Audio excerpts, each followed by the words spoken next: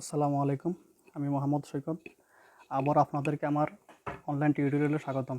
আজকে আমরা আলোচনা করব ডেসিমেল থেকে অক্টাল সংখ্যা পদ্ধতির রূপান্তর নিয়ে। আমি গত ভিডিও লেকচারে বলেছি যে ডেসিমেল থেকে যে সংখ্যা পদ্ধতিতেই নিই না কেন আমরা ভাগ করব। কী দ্বারা ভাগ করব? ওই সংখ্যা পদ্ধতি দ্বারা ভাগ করব। ডেসিমেলের ভিত্তিদোষ কখনো কোনো কাজে লাগবে না। তার ধারাবাহিকতা আজকে আমরা আলোচনা করব ডেসিমেল থেকে অক্টাল সংখ্যা পদ্ধতি। যাই হোক, এখানে একটা ডেসিমাল সংখ্যা পদ্ধতি, এখানে আবার আমি একটা ভগ্নাংশ সংখ্যা সহকারে অ্যাড করে দিছি যাতে করে একসাথে দুইটাই হয়ে যায়। আর তোমরা অবশ্যই কোনো কিছু না বুঝলে অবশ্যই আমাকে ফোন দিবা, আর নিজেরা বই থেকে অথবা গাইড অথবা নিজেরা কিছু সংখ্যা বানিয়ে নিজেরা এগুলো সমাধান করবা। ঠিক আছে? যদি কোনো সমস্যা হয় অবশ্যই আমাকে নক করতে পারো। যাই হোক, এখন আমরা করি, প্রথমে আমরা পূর্ণ সংখ্যাটা করি।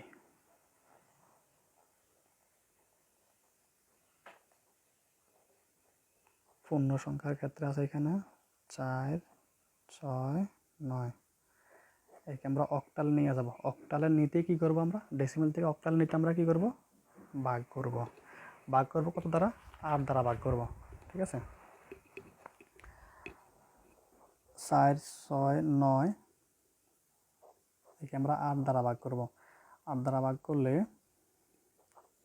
5, 8, 40, 6 আসে এখানে 9, 8, 8, 64।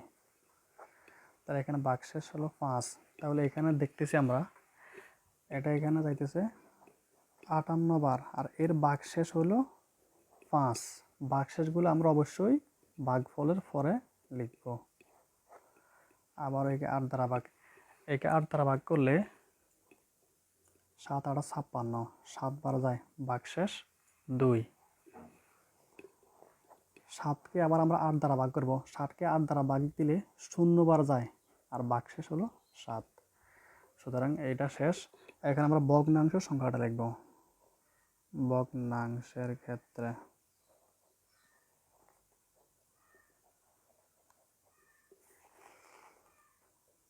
0.850, একে আমরা গুণ দিব 8 দ্বারা।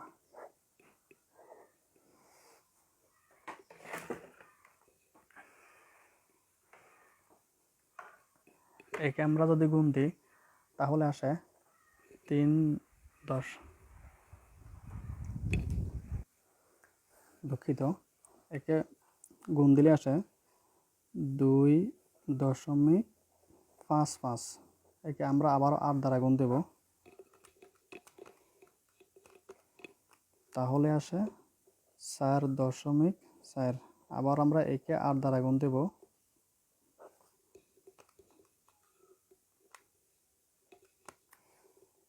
3.2। আবারও একে আমরা 8 দ্বারা গুণ দেব,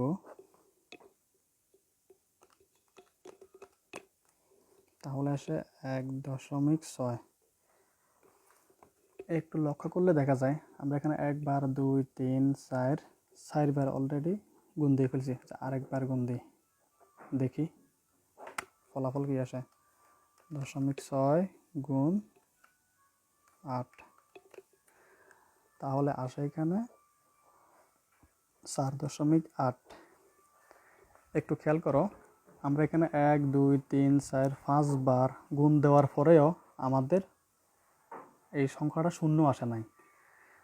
হ্যাঁ, ভগ্নাংশ যখনই শূন্য আসবে তখনই আমাদের গুণ প্রক্রিয়া শেষ, কিন্তু আমরা এখানে 5 বার করার পরেও ভগ্নাংশ শূন্য আসে নাই। সুতরাং আমাদের গুণ এখানেই শেষ। শেষ না, আরও আছে, আমরা হয়তো অনেক দূর পর্যন্ত করতে হবে, তখনও দেখা গেছে এটা শূন্য হবে না। শূন্য হলেই আমাদের অঙ্কটা মূলত শেষ।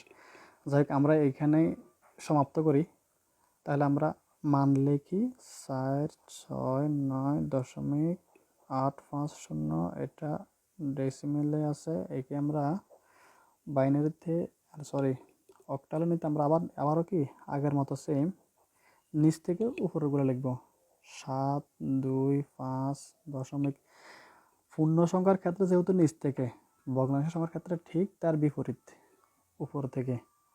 অবশ্যই আমরা ভগ্নাংশ লেখার সময় আগে দশমিক দিতে হবে। 0.2, 4, 3, 1, 4। যেহেতু আমাদের এইটা শূন্য আসে নাই, ভগ্নাংশটা শূন্য আসে না, সেহেতু বুঝতে হবে আমাদের আরও বাকি আছে, আরও অনেক রেজাল্ট আসবে। সেহেতু আমরা এখানে কিছু ডট ডট চিহ্ন দিয়ে দিলাম অক্টাল। অনুরূপভাবে আমরা করতে পারি ডেসিমেল থেকে অক্টাল সংখ্যা পদ্ধতিও। সেম ডেসিমেল থেকে যেটাতে নিয়ে ভাগ হবে, আর যদি কখনো ভগ্নাংশ সংখ্যা থাকে সেগুলো আমরা গুণ করব, ওই সংখ্যা পদ্ধতির ভিত্তি দ্বারা গুণ করব। তাহলে আমরা এখন ডেসিমেল থেকে হেক্সাডেসিমেল সংখ্যা পদ্ধতির রূপান্তর দেখি। ডেসিমেল থেকে হেক্সাডেসিমেল সংখ্যায় রূপান্তর। আমরা একটা ডেসিমেল সংখ্যা লিখি এখন 645 একটু বড় থেকেই নিই, 0.125। এটা আছে ডেসিমেলে, নেব আমরা হেক্সাডেসিমেলে। ডেসিমেল থেকে যেটাতেই নিই কী হবে, ভাগ হবে। তোমরা চাইলে কিন্তু দশমিক বাদ দিয়ে যেমন এই সংখ্যাটা তোমরা করতে পারো। হ্যাঁ, তো আমার অত সময় নেই বেঁধে আমি আলাদা আলাদাভাবে করে দেখাই নাই। তোমরা এগুলো বাড়িতে প্র্যাকটিস করবা, আর অবশ্যই এগুলো কাগজে লিখে নিবে।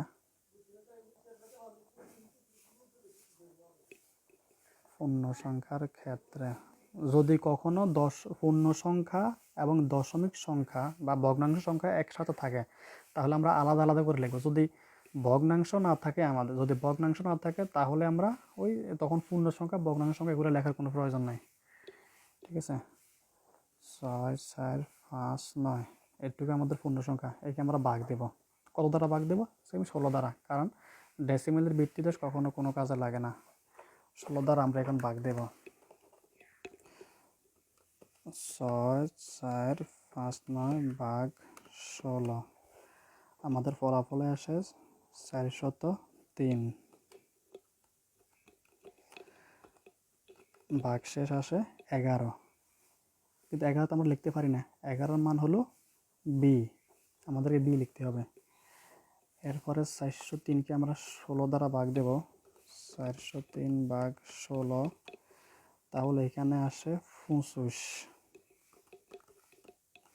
আর ভাগশেষ আসে 3।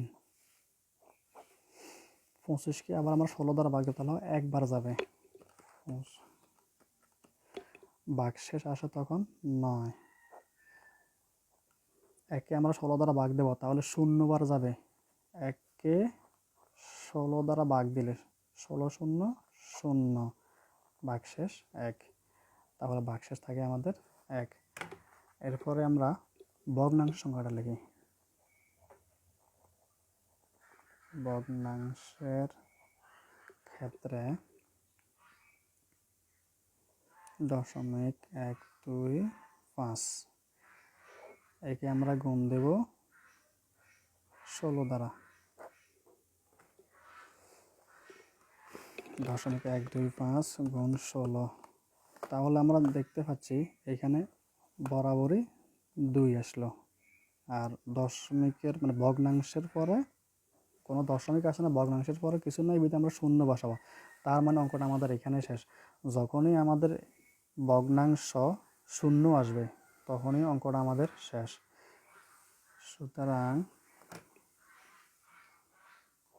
6, 4, 5, 9.125 ডেসিমেল থেকে হেক্সাডেসিমেল। তাহলে আমরা এখানে নিচ থেকে উপরের দিকে 193 বি দশমিকের পরে দশমিক সংখ্যাটা বা ভগ্নাংশ সংখ্যাটা 2 হেক্সাডেসিমেল। ওকে, সবাইকে ধন্যবাদ। যদি কোনো কিছু বুঝতে কষ্ট হয় অবশ্যই আমাকে নক করবা, আর অবশ্যই নিজেরা বিভিন্ন সংখ্যা বানিয়ে লিখবে এবং নিজেরা সমাধান করার চেষ্টা করবা। যদি কোনো সমস্যা হয় বা এগুলো ভেরিফাই করার প্রয়োজন হয় অবশ্যই আমাকে নক করতে পারো, কোনো সমস্যা নেই। সবাই আমার জন্য দোয়া করবা। আল্লাহ হাফেজ।